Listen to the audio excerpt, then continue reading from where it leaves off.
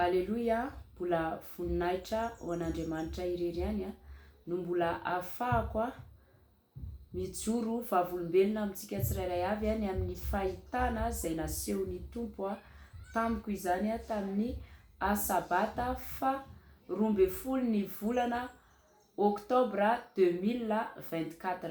Mialohany anambarako ny fahitana dia hiaraka hivavaka isika tompoko. Jesosy Tompo, misaotra betsaka anao Tompo. Raha mbola afaka anambara ny fahitana izay nampahitanao Jesosy, mba hitandremany tsiraray avy Tompo malalo, aoka akasika fanahin'olona maro Jesosy izay manaraka izao YouTube izao Jesosy, ny izao fanambarana izay ataoko izao Jesosy, ary tena mba hoe hisy fiovana, hitondra fiovana ho an'ny tsiraray avy izany Jesosy malalo. Mankasitraka anao indrindra mba hitondra fiovana ampiverina ny olona Jesosy ao amin'ny valanao izany Jesosy, ka ny voninahitra rehetra Tompo dia ho anao irery ihany. Aleluia, amen. Tamin'ny 12 ny volana oktobra 2024, rehefa tao anatina vavaka fiankofana nangataka ny fanahy masina izahay, dia nahitako olona anankiroa. Reo olona roa reo mandeha zareo dia mandeha ao anatin'ny aizina, mamindra ao anatin'ny aizina izy ireo zany.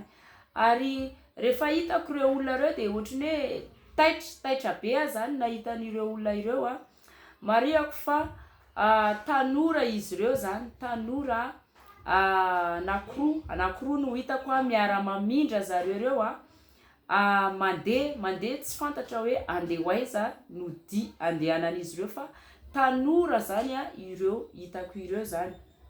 Dia tao anatin'izany nampafantatra ny Tompo fa anavaka ny manompo amin'ny tsy manompo Andriamanitra zany. Zany hoe ireo olona izay mandeha amin'ny aizina zany izay mbola tsy manana an'Andriamanitra, dia tena hoe anavaka kosa Andriamanitra ho an'ny olona izay mandeha amin'ny mazava izay manaraka an'Andriamanitra zany.